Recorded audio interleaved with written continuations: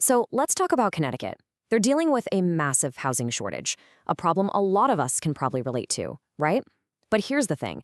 A brand new and pretty controversial law is trying to fix it. And the story of how this law came to be? Well, it's a wild ride of vetoes, backroom negotiations, and finally, a big compromise. Let's dive in and see how this all went down. All right, first, I just want you to look at this number, over 100,000. Seriously, just let that number sink in for a second. So, what on earth does that even mean? Well, that's the estimated number of affordable homes that are missing just for low-income residents in Connecticut. And look, this isn't just some abstract number on a spreadsheet. We're talking about real families struggling with crazy high rents and a homelessness crisis that's getting worse. It's the human story behind all the political headlines. So yeah, that immense pressure is really the backdrop for our whole story today. How Connecticut's lawmakers tried to tackle this massive housing crisis. You know, it's one thing to point at a problem and say, hey, that's a problem. It's another thing entirely to actually solve it. So, what was the state's first move? Well, let's just say the road to a solution was not exactly a straight line. Yeah, the first big attempt to pass a bill, it completely hit a brick wall. Governor Ned Lamont vetoed the whole thing, sending everyone right back to square one. And believe me, that kicked off some major legislative drama. And you can see from this timeline, this was a long haul. After the governor's veto back in June, the entire summer and fall were just packed with these super tense negotiations. It wasn't until a special session in November that a new compromise bill, HB 5202, finally got through and was signed into law.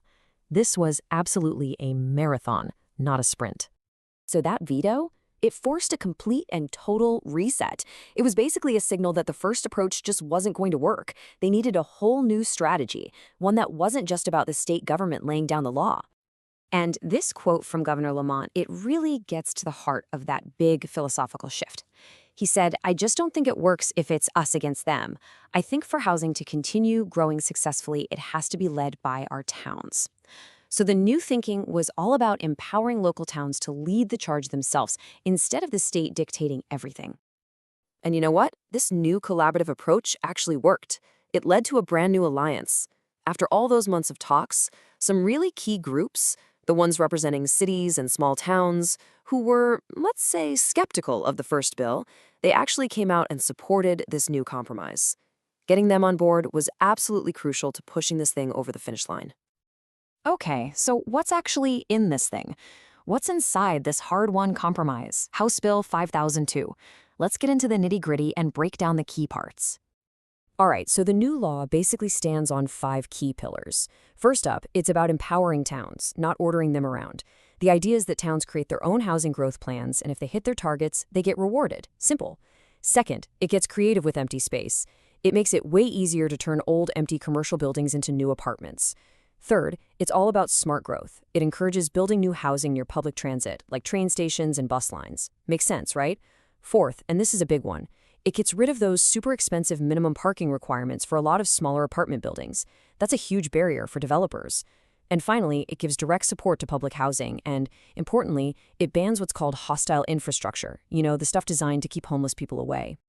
Now, as you can probably imagine, a bill this big, this comprehensive, it didn't just sail through without a fight. The final version was still super controversial, and it ended up splitting lawmakers right down party lines. And really, the two sides see this bill in completely different ways. You've got the supporters who say, hey, this law helps towns plan for their own future and gives them the tools they need to grow. But then you have the critics, and they're saying the exact opposite. They see it as a major attack on local control that piles on new state mandates, often without the funding to actually make it happen. And that fundamental disagreement, you can see it clear as day in the final vote. The bill passed with almost all Democrats in favor and every single Republican opposed. I mean, that is a stark political divide. And it's important to understand the opposition wasn't just about what was in the bill. Republicans also had a big problem with the process itself. They argued that by rushing the vote during a special session, the public didn't really get a chance to weigh in on such a huge piece of legislation. So here we are. The ink is dry, the bill is now the law of the land. The debate, at least for now, is over. The focus is shifting from the politics of it all to the implementation. And let me tell you, the real work is just getting started. And all of this leaves us with the big 100,000 unit question. The state made this huge pivot, right, from a top-down mandate to a town-led partnership. But will this new collaborative approach actually be enough to solve Connecticut's deep housing crisis? Honestly, only time will tell.